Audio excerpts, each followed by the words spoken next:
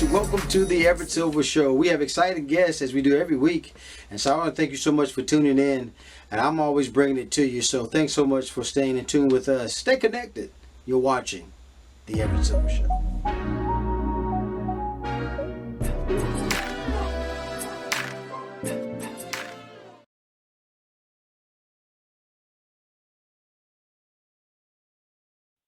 Hi, Everett. Jimmy, Tahirah, thank you so guys so much for doing the show. What a pleasure to have you both. No, thank you for having us. Yeah. Well, from the executive producer of Homeland and also 24 comes the world premiere season 2 of the critically acclaimed Britain's crime scene drama. I tell you, the Tower 2 death message. I tell you, I have two of the stars, Jimmy Akingbola, also Tahirah Sharif is here with us. And Tahirah, I'll start with you because I know you was a rookie cop at first, but now it seems as though, man, it's some intense stuff going on. Tell me about your character. Yeah, as you said, Lizzie Adama is a rookie cop in the first series, and so she's very inexperienced, quite naive, but is able to be taken under the wing by someone a lot more experienced in the first series. But then witnesses, sorry, this is a bit of a spoiler if you haven't watched season 1, but that's, you should have watched it if that's your fault. But she's taken under the wing by someone more experienced in the force, but unfortunately witnesses their really horrible, horrific, untimely death. And I think she then takes a lot of that feeling with her into the second series. You see Lizzie a bit more changed, a bit more hardened, with more of an edge to her this time, but still very empathetic, still ready to absolutely rush in wherever she's needed, and put herself in danger to protect others. Now, I know, Jimmy, you're player, I guess, a detective, Steve Bradshaw, but you've been called for the Special Task Force. Talk about your role. Yeah, Steve is part of the Special Task Force that basically there's a main there's been some gangland shootings that's been affecting the community for a long while. So, Steve has history of going undercover as well. And, he's really good at his job. He's really good at his job. And so there is a situation, without giving too much away, where Steve has to make a decision whether he wants to be a part of something or not. And there's a slight conflict because I think with Steve, he his work comes first, but also that has an impact on his personal life. I think at the end of season 1, you saw him struggling with his, marriage, and in season 2, he's trying to balance the two things of like be the police officer that he wants to be, but also be the father to his kids that he wants to be. Now, Tahirah, I hear Jimmy talking about it. He's not, he's keeping some stuff written on the wraps. But both of you guys have some type of history with Sergeant Collins, and you got some unexpected turns, right? Yes. We I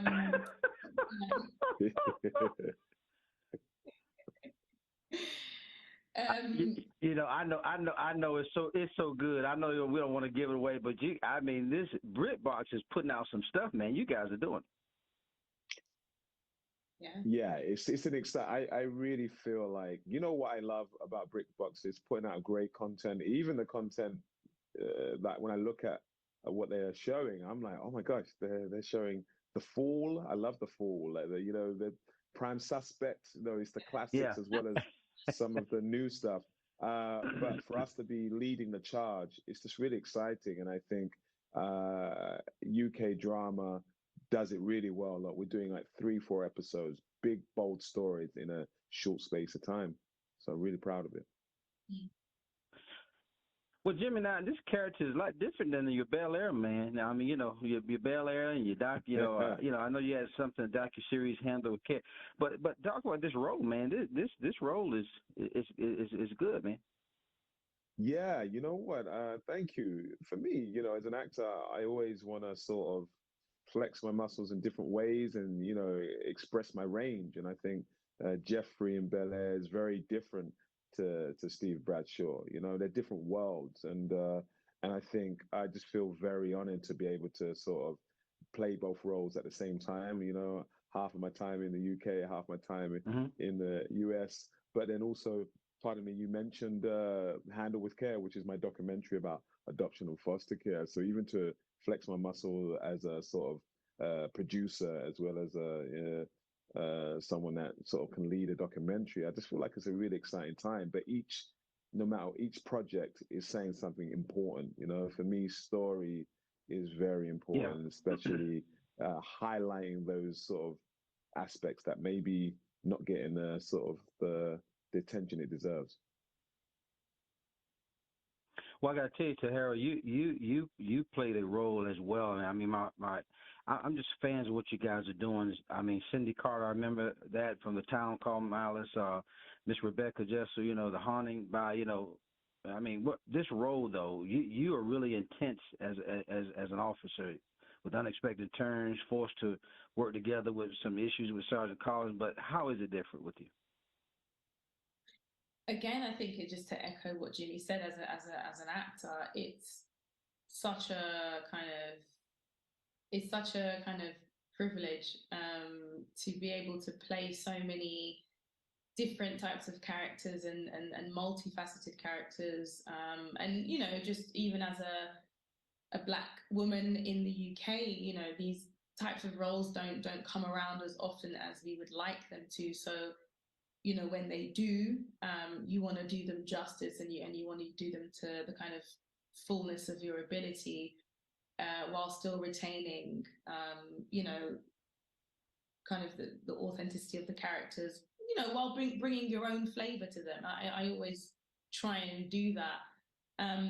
But it's been wonderful, you know, to kind of go between so many different roles. And for this particular series, it's interesting because, you know, in A Town Called Malice, I'm playing a criminal on the run from the police, which was really so much fun. And then in The Tower, I'm playing a policewoman who's kind of, you know, trying to lock up the bad guys. So you really couldn't get two different characters, but it's amazing to play as an actor, to be able to kind of pull on so many different parts of yourself and put them on screen. Yeah. Yeah. Well, I tell you, anytime executive producer, I mean, I was a fan of 24 too. So anybody's producing this show, I mean, the Tower 2 death message keeps you in suspense. I mean, it keeps you glued to the set. I want to let everybody know season 2 premieres Tuesday, May the 16th on BrickBox. What a wonderful privilege to have the stars, Jimmy Akingbola, also Tahirah Sharif. Guys, thanks so much for doing the show, man. I could talk to you guys all day, but this show, man, I think this season 2, man, is gonna have folks really talking. So appreciate you guys doing the show today. Thank you so much. Thank you for your kind words. Thank you. Well, guys, thanks so much for tuning into the Everett Silver Show. Stay tuned. Don't turn that dial, because we got more exciting guests right here on the Everett Silver Show. Be back in a moment.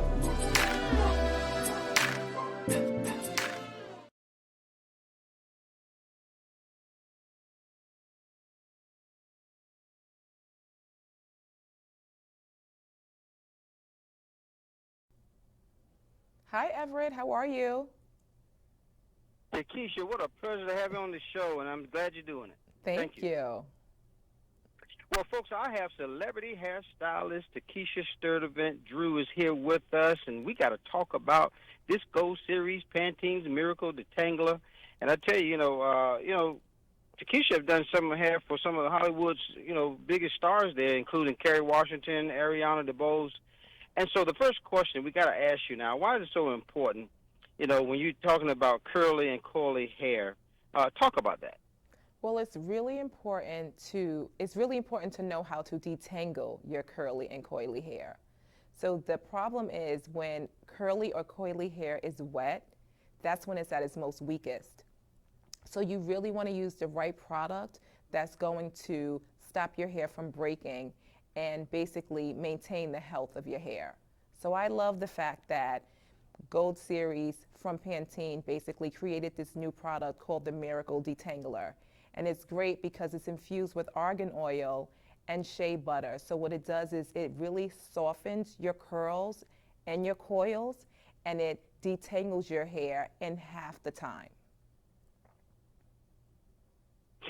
So then, Takisha, talk about then the importance then of buying the right type of products. Since you said, it's important to know why they're doing the best products for their hair. Well, it's important that you do purchase the right type of product, because if you're going to get a product that's not for curly hair, it's not going to work on you. So you want to get the product that's for curly and coily hair. And I love the fact that Gold Series, when they developed this product, it's really the fact that Gold Series is rooted in science and it was developed by Black scientists and PhDs specifically for women with curly and coily hair. So when you do go out to the store, you can read this product or read the label and know that this product was specifically designed for my hair type. And then, Takisha, talking about other pro tips that you may have for detangling hair and curly hair, or tangle hair and curly hair, rather. Well, I say to all my clients, and I'll say it to you guys as well, what should become your best friend when you are shampooing your hair in the shower is a wide tooth comb or a brush.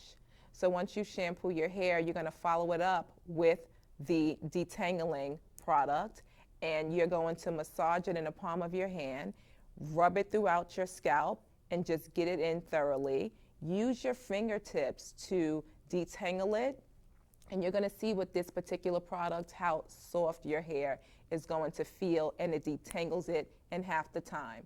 And then you can start at the roots if you choose to, and start at the end and work your way to the roots when it comes to detangling the hair thoroughly.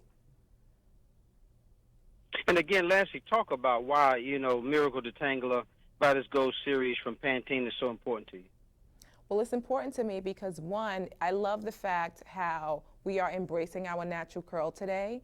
And it's really important to me because it really protects your hair and keeps your hair on a healthy run. So if you are looking to just strengthen your hair, if you're looking to take the frizz out of your hair, this is the product to use, and this is the product that's going to work. I love it. I use it on my kids. I use it on my clients. I use it on myself. And I love the fact that it just transforms the curl and makes it more defined and less frizzy. Well, I got to tell you, Takisha, that I'm just so excited about what you're doing. Over 20 years of experience working in film and also commercial with your craft, Power, Elementary, we're there yet, and the Oscar-nominated race. So, you know what you're talking about, guys. Celebrity hairstylist Takisha Strudivant Drew. And then, Takisha, where do we go for these wonderful tips that you gave us, these pro tips? Well, you can go to Pantene.com, or you can go to Walmart or any other retail store to buy this product. Pantene.com is where you want to go. What a pleasure to have celebrity hairstylist Takisha Strudivant Drew. Thanks, Takisha. Thank you. You're welcome. Bye-bye. Bye. More guests coming your way. Don't touch that dial. I'll be back in a moment.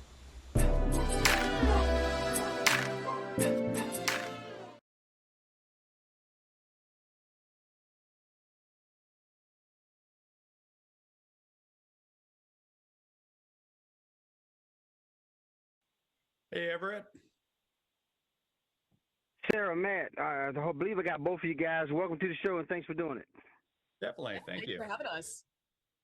Well, guys, when you talk about 12 legends returning for competition like no other, where winner takes all in a brutal fight to the finish, Discovery Channel's got Naked and Afraid, Last One Standing. I have two of the stars, Sarah Bartell and also Matt Wright. And Matt, I'll start with you, man. You're talking about survivors can use any means necessary. That seems going to be kind of rough, man. It's a whole different. This is the first one of its kind. This is where there's a snake in the grass, and you just wonder how many there is. Right, that's right. And then Sarah, when you talk about 45 days, though, trying to be crowned, anything can happen, right? What do you think your imagination takes you there? Oh, absolutely. And money does change people. You're working for $100,000. Right. Anything is on the table.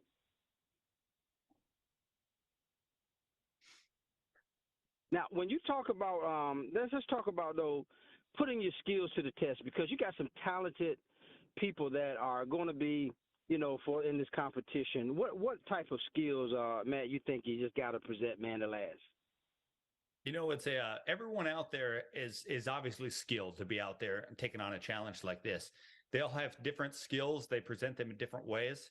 One of the things that's going to get you through on this one is your mental strength, but also your ability to adapt. Because with all of these people going out to be the last one standing, you need to be able to adapt and improvise because it's going to be a strategy throughout this.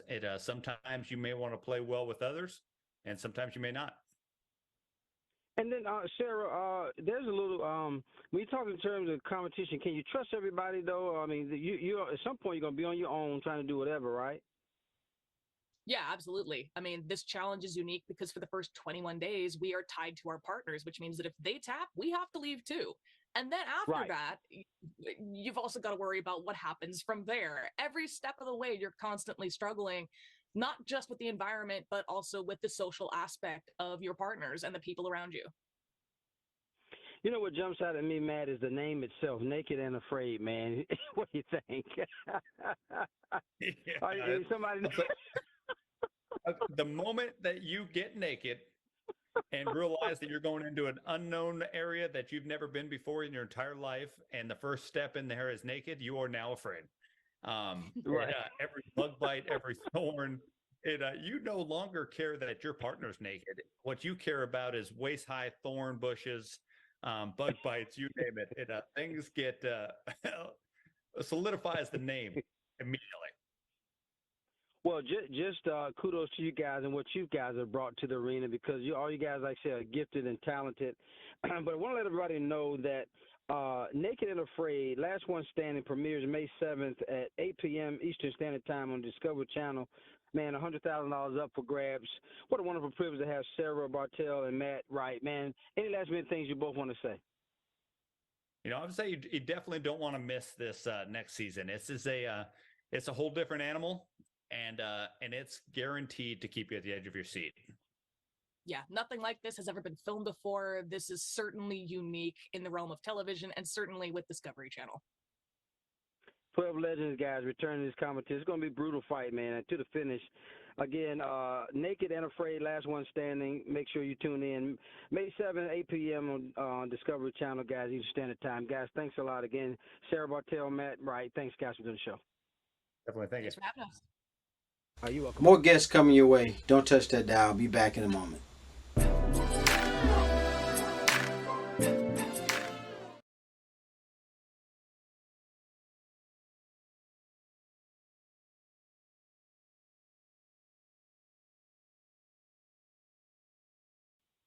Good morning, Hi, Everett. Paris, Chris, thank you guys so much for doing the show. What a pleasure to have you both.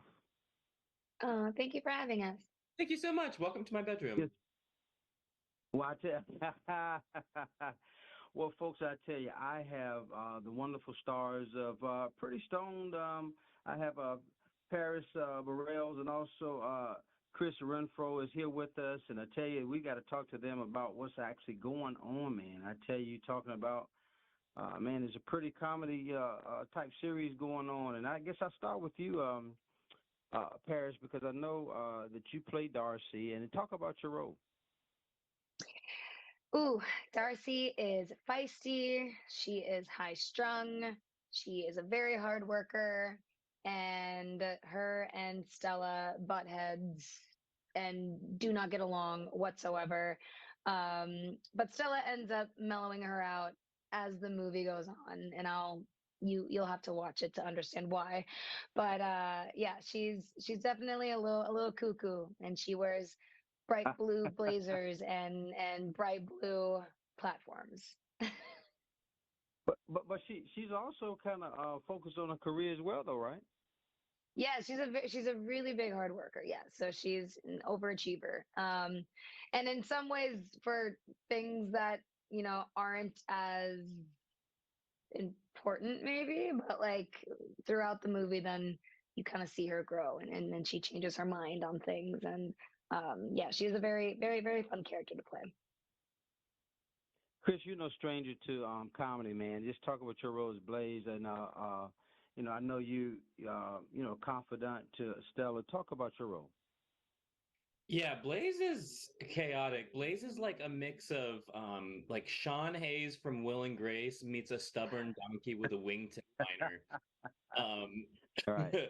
he's just like sassy and fun and in your face, and like at one moment's ready to party, and like at the drop of a hat needs to be left alone. So it's like what is coming next at any moment is the vibe that Blaze gives off. Right. Now, there's a boatload of kind of trouble on that now. You guys, somebody's trying to dispose, so I don't want to give too much away, but there's some, man, some stuff that has been exposed. Talk about that, Paris. Yes, somebody loses $20,000 worth of product, and Stella and Darcy have to go on a whole journey to find that or to figure that out. So, yeah, Product, you say? product. Huh. Mm. Got it. What could that be? Interesting. That's right. It's What could it be, water right? bottles. They lost then, Chris, $20,000 worth of water bottles. Yes. Right. You weren't supposed to give it away, right? That's right. But listen, Chris, you think in terms of your roles, man. I remember you from Reno 9/11 as one of my shows, Queer Folks. But how is this role different than any of those others? This one, like we got complete freedom to like improvise and like party, like on camera, in a way that like actors don't usually get to do. And so I think that when you watch the movie, you're gonna see that we're all just like having fun trying to crack each other up. And it's gonna feel like you're part of it, like it's everything is somehow like we're just all joking together, like we're all friends somehow. Right. Somehow. And I know, yeah, It was really hard to be friends with Paris. It was awful. It was like pulling teeth trying to be friends with Chris. Yeah, you can tell she's impossible to talk to. That's right. And then Paris, no different than you. I like to, your roles from, Alexa, Katie, Netflix film. This is a little different for you, right? Yes, this one is it's very interesting for me because I'm now going into my career doing more adult roles. Kind of like, I had Alexa and Katie, that was my last, family show. And then it moved into Hubie, which was, getting a little more out of that, but still family. And then I did do Revenge, which was really my first, like, oh, I'm like, rated R. This is my first adult, I'm doing things I haven't done on screen before type of film. And then this one was really my first like adult comedy. And I, was so thankful to have the freedom to be as raunchy as I wanted to or as crazy as I wanted to. I felt like, we didn't really have to have a filter throughout this show, which was great because in real life I typically don't have a filter. But yeah, this is it's fun coming into this new chapter of my career. Well, guys, I love the edginess to it. I love the comedy that goes along with it. And I tell you, everybody's going to love the show. I want to make sure that everybody knows that Pretty Stone is going to be airing Wednesdays. I think it starts April the 19th, 8 p.m. So you got to get ready to this sky high kind of MTV's all new original movie, Pretty Stone. So any last minute things you guys want to say, and I'll let you go. Watch the movie, have fun, get stoned, and DM me your number. Let us know what you think. What a pleasure to have Paris Berelc, Chris Renfro, guys. Again, Pretty Stone. Make sure you catch it Wednesday night, April 19th at 8 p.m., guys. Thanks for doing the show. Love having you. Thank you so much. You're welcome. Bye-bye. More guests coming your way. Don't touch that dial. Be back in a moment.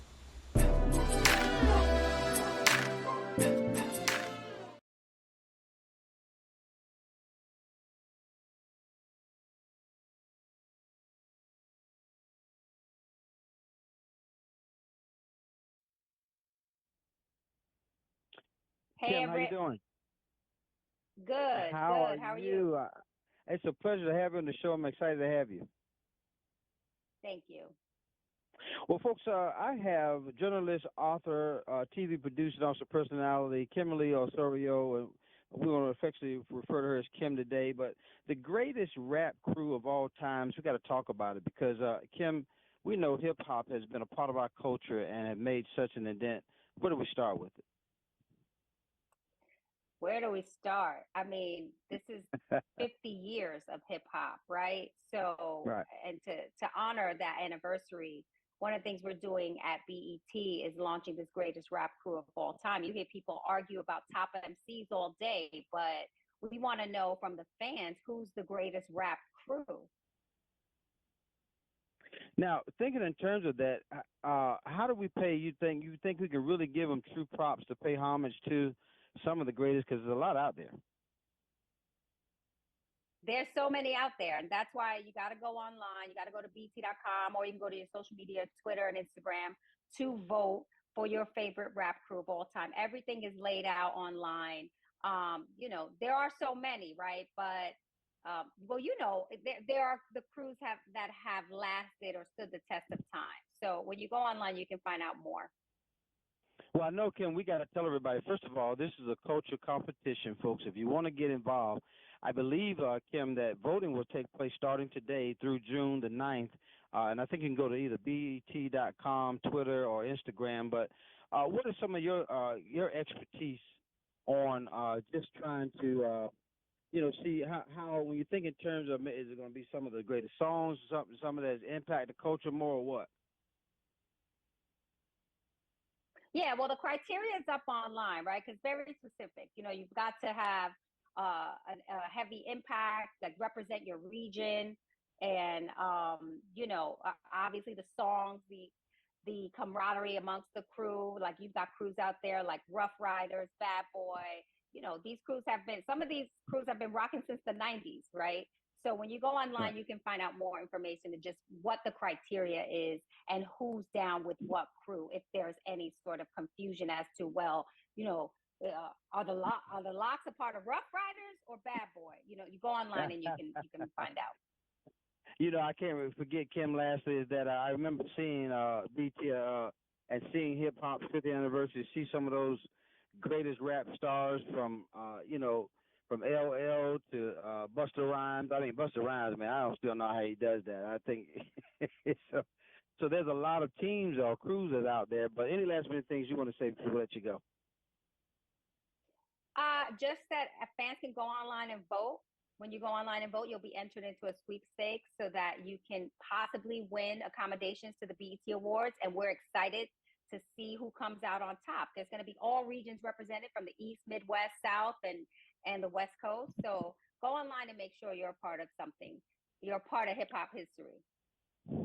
Guys, again, I want to thank journalist, author, TV producer, and personality Kimberly Osorio. Guys, make sure you go on to the voting starts today through June the 9th. BET, Twitter, or Instagram. Thanks a lot, Kim. Appreciate you doing the show. Thank you. Thanks, Everett. You are welcome.